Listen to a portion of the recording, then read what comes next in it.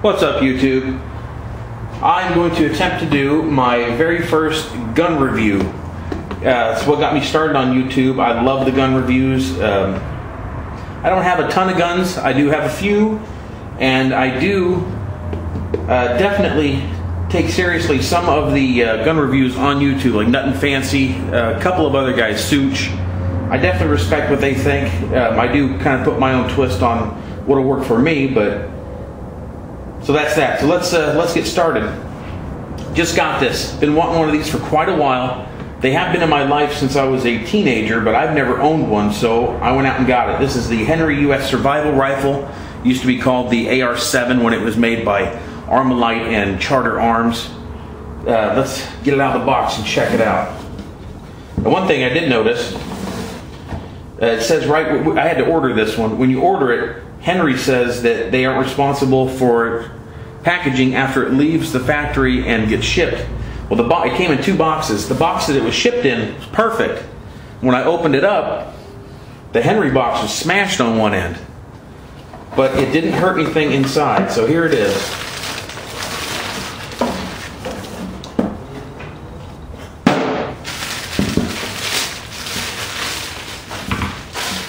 All right, there it is. Now this, I bought this to go underneath the seat of my pickup, you know, survival rifle, whatever. This is something I'm always going to have in the truck. What I like to do is when I'm out of town or when I'm in an area to where I can't shoot, it's nice to have something in the truck that I can just pull out, pop off some cheap 22 long rifles and fun stuff. I've always done that. I love doing it. This is going to replace a Ruger Mark II pistol that I keep in the truck. And let's get it open.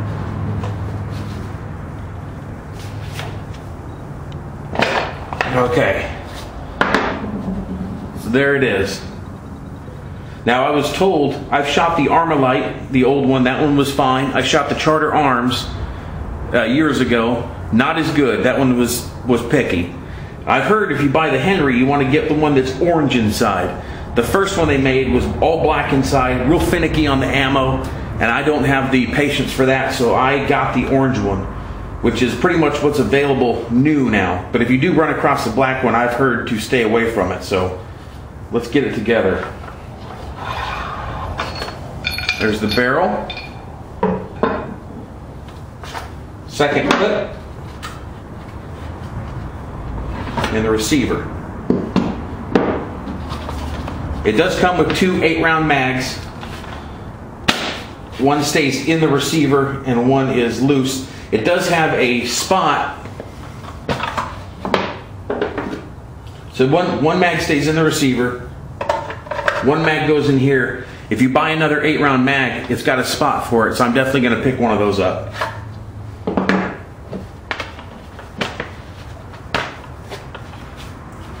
Alright, so you jam the receiver in. It fits. There's only one way it can go in. It fits really nice. Screw it down.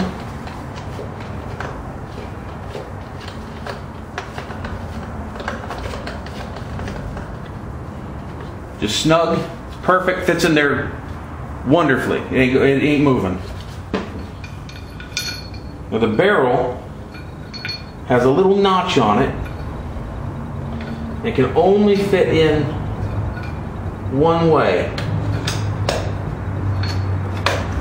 And then you screw her down. I've shot the older ones, and once you put it together a few times, you can really spin that on there a lot faster. Okay, this too, you want to get snug. I went and shot this today quite a bit. You snug it up. One thing I did notice, I put about 250 rounds through it. I got a quarter of a turn out of it, so it does loosen up a little bit. And when you're shooting it, it has no stock, so your hand goes right here. So you want to make sure that this doesn't come loose.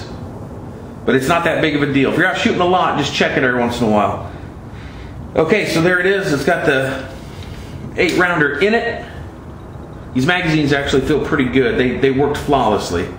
Now something I kept reading about when I was researching this is that these were picky on ammo.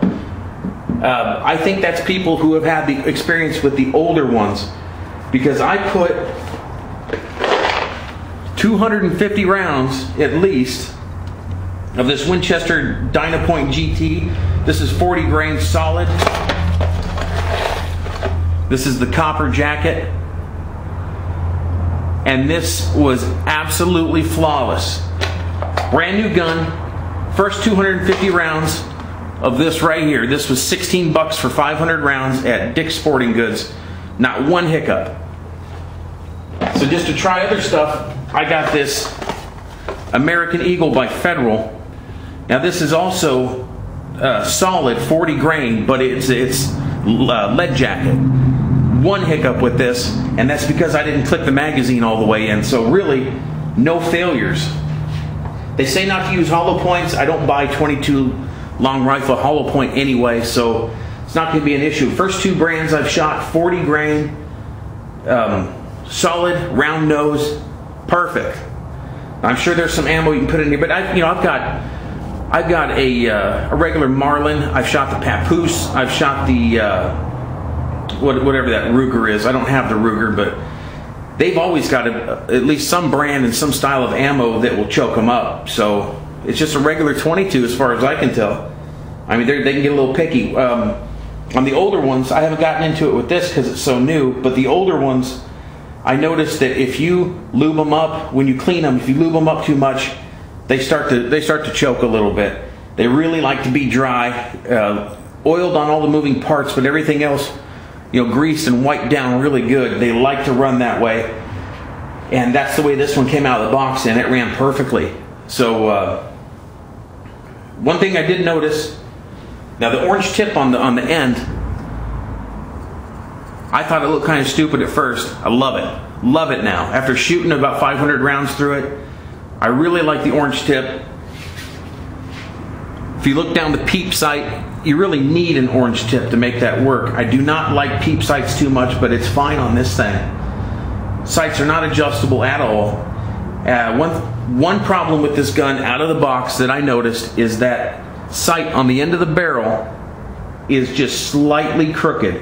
It leans over to the left just a little bit, and you can't move it. You can't move the barrel once it's on. But what I did find out is after shooting it, that crooked little sight on the end is dead nuts. So I'm gonna leave it alone. I've got some video of me and my daughter at the shooting range shooting this thing, and it's not as accurate as a 10-22 or my other Marlin. Like I said, I shot the Papoose a lot. It's not as accurate as that, but it having the ability to break down and go inside its own buttstock is what made me buy this thing. Also, I'm sure you guys have heard that it's weatherproof and it floats and all that stuff. Yeah, woohoo! But I'm not going to find that out unless something bad happens. So if it is, fantastic. So whatever. Anyway, that's it. Let's break it down. Okay, so this mag stays in.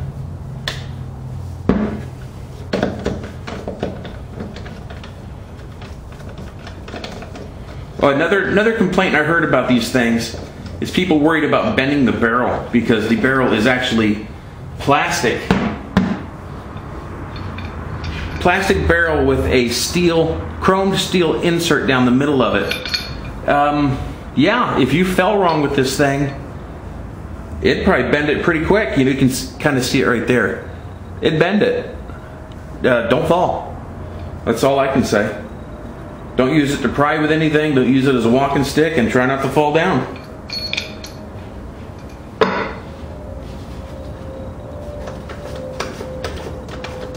So we're at the gun range, and you'll see that here in a minute. My daughter, 10 years old, shooting the crap out of this thing, and it was perfect. She really liked it. She shoots a regular Marlin. She also shoots the Papoose quite a bit. She likes this one. It just it shoulders really good for her, and she shoots it. She shoots it good. She was actually the first one to shoot it.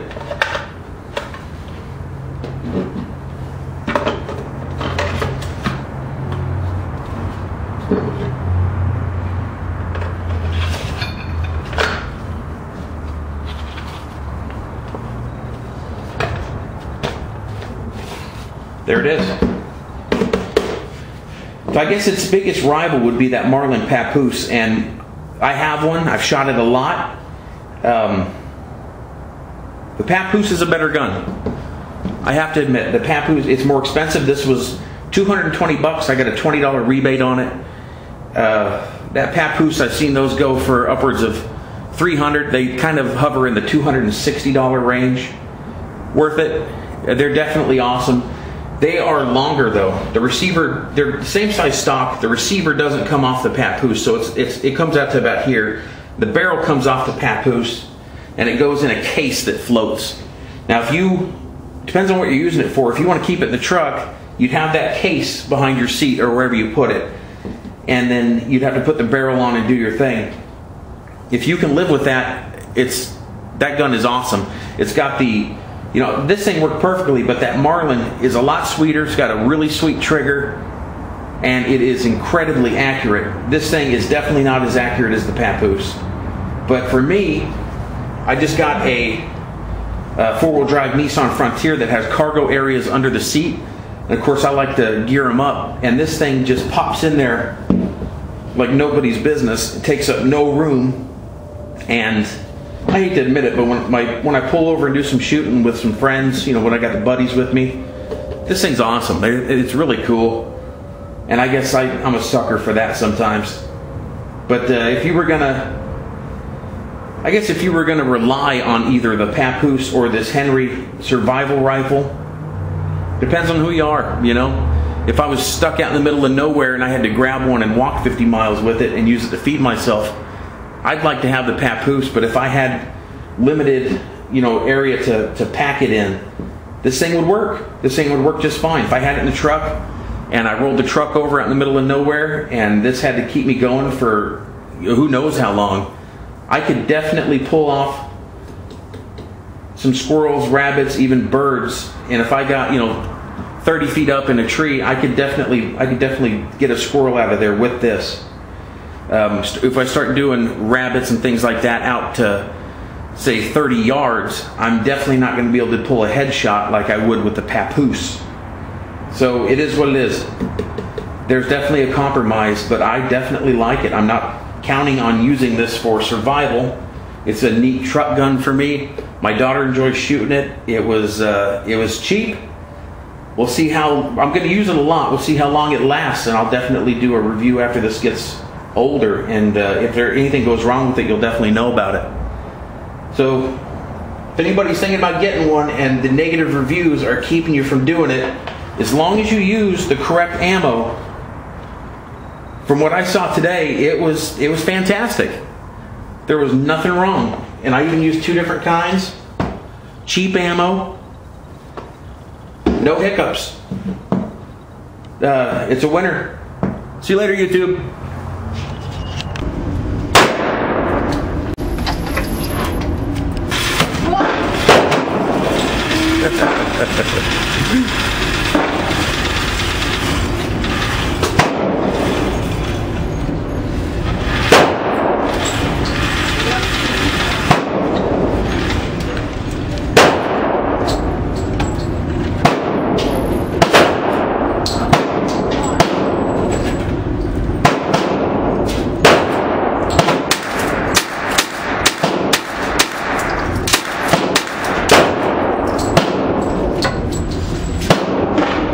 Those look good.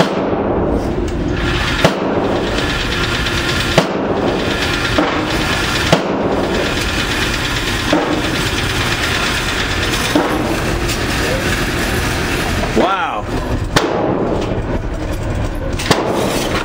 Look at that.